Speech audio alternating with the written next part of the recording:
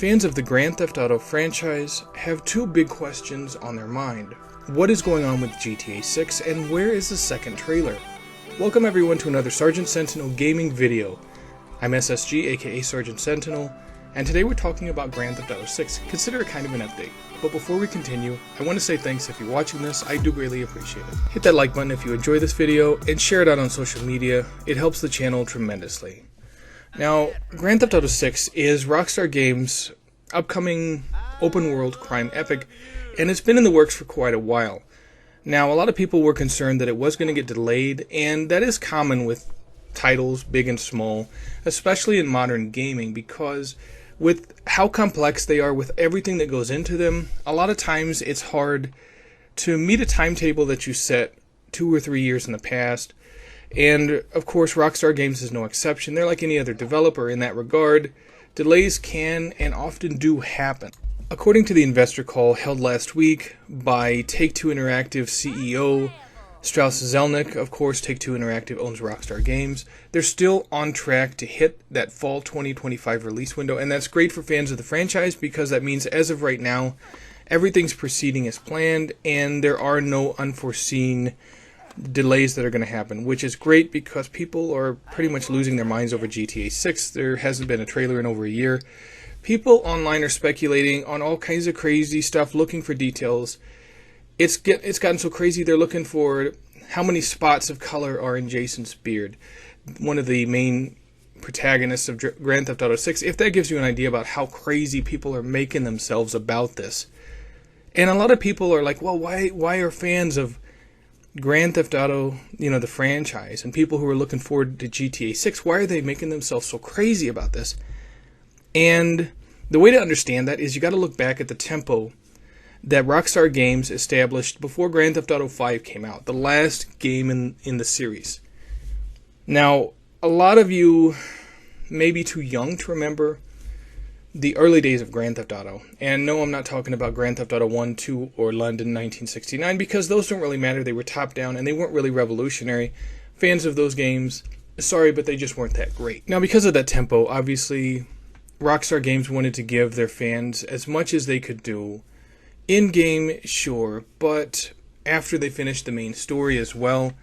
And they actually had a number of single-player DLCs that were planned but canceled so they could instead focus on the online component, which in many people's opinions, myself included, Grand Theft Auto Online was actually the worst thing to happen to the franchise because rather than pumping out single-player DLCs and focus heavily on getting the next Grand Theft Auto out the door, they kind of rested on their laurels and said, you know what, we're making money hand over fist with Grand Theft Auto Online, so we can pump this out in 10 to 15 years and it'll be fine. Everyone will be happy. Well, unfortunately, not everyone is happy because not everyone liked Grand Theft Auto Online. Now, to Rockstar Games' credit, there were IPs like Smuggler's Run and Midnight Club that they no longer developed that were part of that high tempo that they had in the early 2000s, and they put elements of those games in Grand Theft Auto 5 that kind of gives a nod to those games so that people remember, hey, you know what? We understand that you liked this back in the day. Here's some mini games in Grand Theft Auto 5 that you can enjoy, like how Trevor has the arms dealing. That leans into Smuggler's Run, of course. Franklin can participate in these Midnight Club races.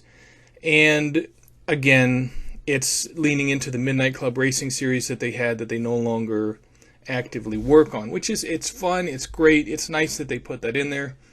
And there's some of this content also, like I said, in GTA Online.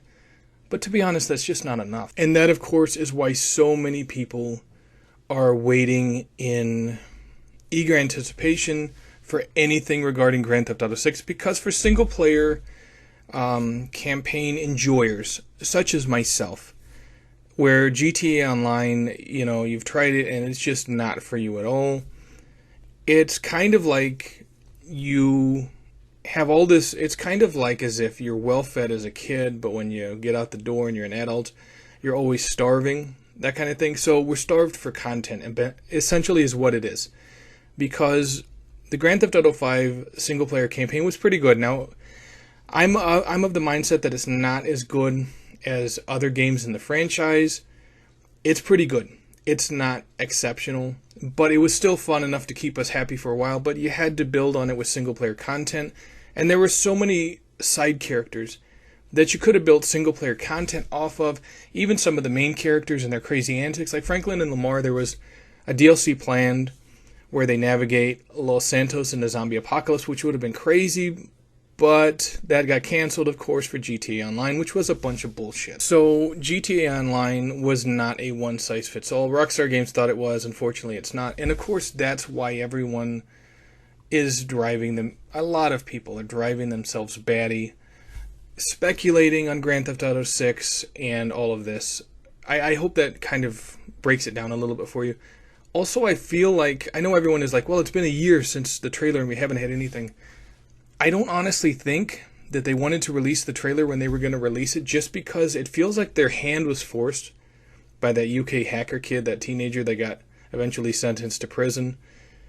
It feels like their hand got forced because he leaked a lot of stuff that was not meant for the public to see, like how the gameplay worked with gunplay when Jason and Lucia were taking on the cops and stuff like that.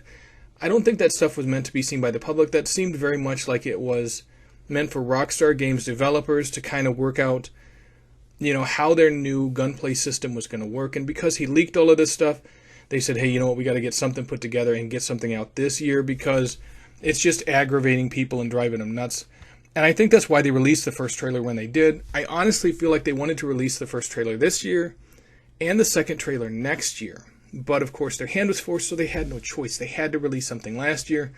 And that's also why I feel like they're not going to release a second trailer this year. I honestly feel like they're going to release it sometime in the February or March timeframe, just to start building up hype next year with a plethora of trailers and, of course, screenshots leading to the full release. Something else I also want to point out, some people may not be aware of this, but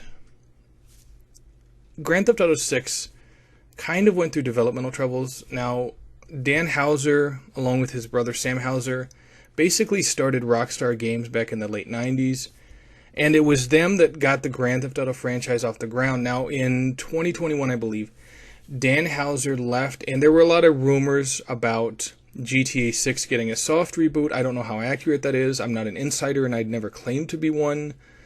So if you are a GTA insider, obviously put your pitchfork away. I'm not claiming to be in your little exclusive community, but it does seem like, from everything we've heard, that it wasn't necessarily a complete reboot of everything, but they may have had a lot of the elements in place, but when he left, they said, you know what, the ideas that he was pushing and what he wanted in the game, it's just not vibing with our vision now, the people that are there now, our vision for what we want GTA 6 to be. So we need to keep some of this stuff, but remove other elements.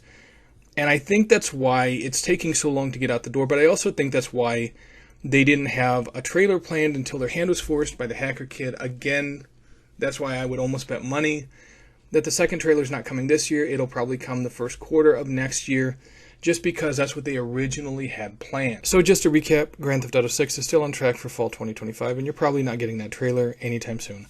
Now, what are your thoughts about Grand Theft Auto 6? Is it a game that you're really looking forward to? Are you excited for it? Do you just not care about it one way or the other? Definitely leave your thoughts in the comment section below. I'd love to read everyone's comments.